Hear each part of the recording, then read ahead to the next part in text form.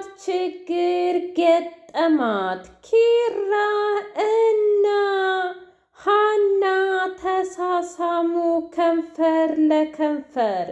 ጽናትዬ ወደ ድሮ ማንነቷ ተመለሰች። ኪራ ጽናትን በከባዱ ተበቀላት። ከዚህ በኋላ አንቺ የሚገባሽ ቦታ ይህ ነው እንጂ እኔማ የሰጠሁሽን ቦታ በፍጹም እየተጠቀምሽበት አልነበረም እና ከፍ ዝቅ እያደረግሽኝና የባልነትን ክብር ስላልሰጠሽኝ አንቺ ይገባሻል እና ወደ ሀና እንዲሄድ የገፋፋሽኝና የጎተጎትሽኝ አንቺ ነበርሽ። በስተመጨረሻም እኔ ከሀና ፍቅር ይዞኛል ብሎ ተነጭራሹን ፍርጥ አድርጎ ተናገረ። ክብሮም እጅጉን ተናደደበት። ክብሮምና ኪራ በከባዱ ተጣሉ። ትሰማኛለህ ክብሮም? ኋላ ማንም እንዲናገረኝ አልፈልግም። የራሴን ህይወት ራሴ ብወስን የተሻለ ነው። ምክንያቱም እኔም በእናንተ ህይወት መካከል እንደማልገባም እናንተም በእኔ ህይወት እንድትገቡ አልፈልግም። ጽናት ደግሞ በገዛ እጇ ነው ህይወቷን ያበላሸችውና እኔን ወደ መጥፎ ማንነት የከተተችኝ እሷ ናት እንጂ እኔ አይደለሁም። እኔማ አክብሬያትና ወድጃት እሷንም ተመኝቼ በጣም ብዙ ነገር አድርጌላታለሁ። እሷ ግን በፍጹም ይሄንን ነገር ልትረዳው አልፈለገችም። እናም ከዚህ በኋላ በቃኝ ብሎ አለች ብላ አለም ሀና እጅጉን ደስ አላት። ወይኔ እስከ ዛሬ የት ነበርክ እያለች እኔ እኮ ስመኘውና ስፈልገው የነበረው እንደ ጽናት አይነት ባል እንዳንተ አይነት ነው። እናም ኪራ ሁለ ነገር ተመችቶኛል ብላ እረፍ አለችው። ኪራ በሀና ፍቅር እብድ ብሏል። እናም ጽናት ታያለህ ምን እንደማደርግህ አንተ በትዳሬ ላይ እንደማገጥክብኝ እኔ ደግሞ እመነኝ ከዚህ በላይ ነው እምበቀልህ ብላ ጽናትዬ ወደ ውጭ አገር ለመሄድ ፕሮሰሷን ጀመረች። አባቷ ጋር ደውላ አባዬ በተፈጠረው ነገር በሙሉ እጅግ ነው የማዝነው። ልክ ነበርክ። ምክንያቱም ሴት ልጅ የራሷን ነገር መያዝ ነበረባት ትዳር ከመመስረቷ በፊት እና መማር ማወቅ ሁሉን ነገር መገንዘብ ነበረባት። ግን ደግሞ በፍጹም ይህንን ላደርግ አልቻልኩም።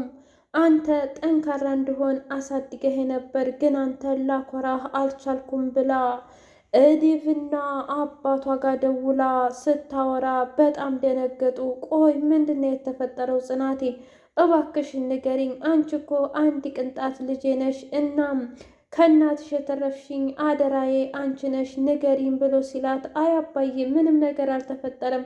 እናም የምነግርህ ነገርም የለኝም፣ ግን ደግሞ ምን ያህል እንደምወድህና እንደማከብርህ ማወቅ አለብህ። ኋላ የቱንም ያህል ውሳኔ በወስን እመነኝ ለመልካምና ለበጎ ነው ብላ አለች። ሰላም ሰላም! ውድና የተከበራችሁ የትርሲቲ ስንድቅ ሚዲያ ቤተሰቦች እንዴት ናችሁልኝ? ሁሉ ሰላም፣ ሁሉ መልካም።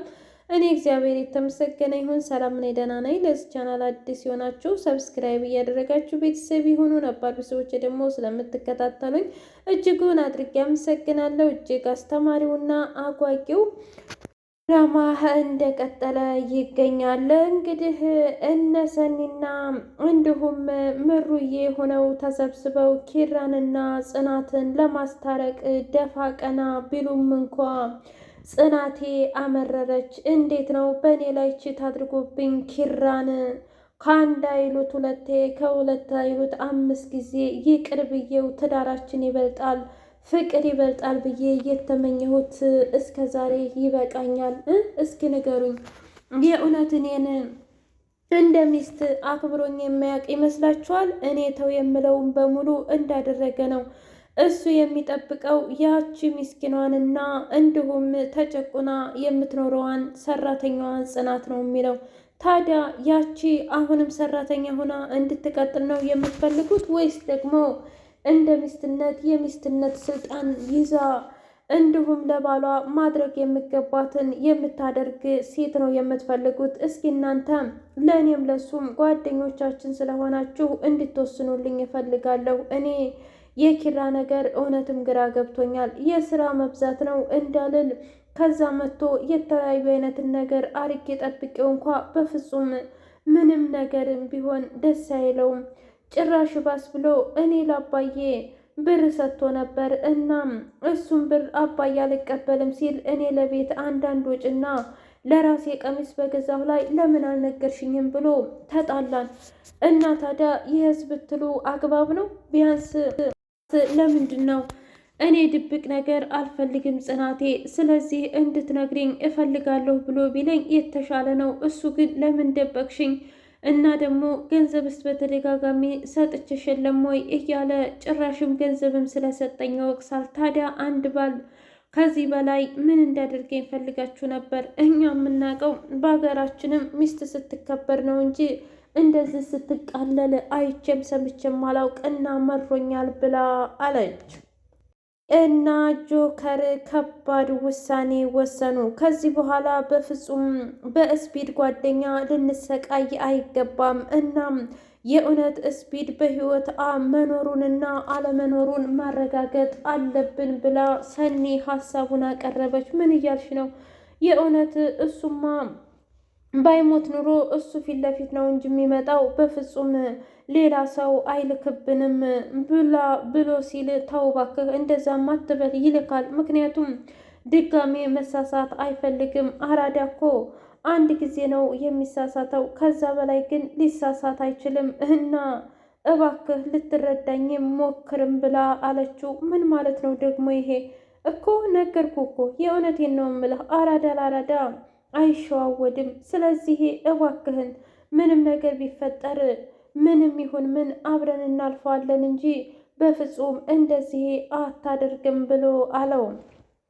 እና ሰንዬ ምን እንድናደርግ ነው የምትፈልጊው ብሎ ሲላት፣ ከዚህ በኋላ እሱን ተከታትለን አንድ መሞቱን ሁለት ደግሞ አለመሞቱን ማረጋገጥ አለብን። ከዛም በኋላ ሁሉም ነገር ያበቃል ብላ ስትለው፣ እሺ አንቺ ባልሽኝ ሀሳብ ሙሉ ለሙሉ እስማማለሁኝ፣ ምንም ችግር የለውም ብሎ ኪራይ እና ሰኒ ተስማሙ።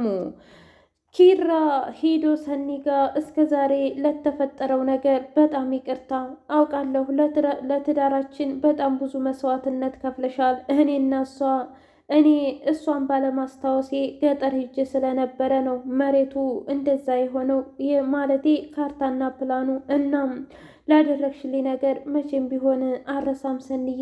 እናም ለተፈጠረብሽ ነገር በጣም ይቅርታ ብሎ ሲላት፣ ችግር የለውም ዋናው ግን እንደዛ የከፈልኩለት ትዳር እስከ መጨረሻው አለመዝለቁ እጅጉን ያሳዝነኛል ብላ ስትል፣ እኔ ምን ላድርግ ታዲያ ሰኒ፣ እሷ እኮ ሆን ብላ እኔ እንድሳሳትና በመጠጥ ምን ያህል እንደምሳሳት ታውቂያለሽ። እናም እሷ ገፋፋችኝ፣ እሷ ቤቴን አለስናፍቀኝ ስትል እኔ ደግሞ ሌላ አማረኝና ሄድኩኝ።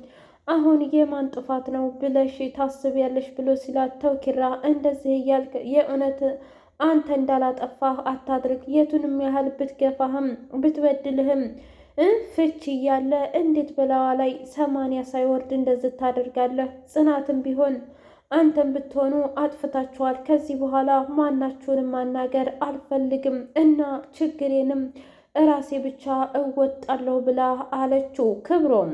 ክብሮም ድንጋይ ይዞ ይቅርታ ቢጠይቃትም እንኳ ትሰማኛለህ፣ አንተና ይሄ ድንጋይ አንድ ናችሁ እና እስከ ዛሬ ተጫውተህብኝና ስታበቃ እንዴት ነው አሁን ደግሞ ልታነሳኝ የምትሞክረው? እኔ በፍጹም አንተን አልፈልግም፣ ጆከርን እወደዋለሁ፣ አፈቅረዋለሁ ብላ ተስፋ አስቆረጠችው። ኒና ክብሮምን እኔ እኮ እወድህና አፈቅርህ ነበረ፣ በመሀል ሰኒ ስለገባች ነው እያለች ማሽኮርመሟን ቀጠለችበት። ትሰምኛለሽ? አንቺ የእውነት የኔ ሚስት መሆን አትችይም ኒና። ምን ማለት ነው? ወረኛና እንዲሁም ቀጭቃዣ ሴት እንደማልወድ ታውቂያለሽ። በዛ ላይ የኔ ልብ የሚመታው ለሰኒ ነው እንጂ ለአንቺ አይደለም። እናም ስርዓትሽን ያዢ ብሎ አላት። እንግዲህ በቀጣይ ሀንዬ አርግዤ መጣሁ ማለቷ ስለማይቀር እኛም በጉጉት እንጠብቃለን ማለት ነው። ጽናትዬ ግን ትክክል ናት ብላችሁ ታስባላችሁ? ምክንያቱም ትዳር እንደዚህ እንደማይያዝ የታወቀ ነው። ውዶቼ ለዛሬ ይህን ይመስል ነበር። በቀጣይ እስከምንገናኝ ቸር ቆዩ። ሀገራችንን ሰላም ያርግልን።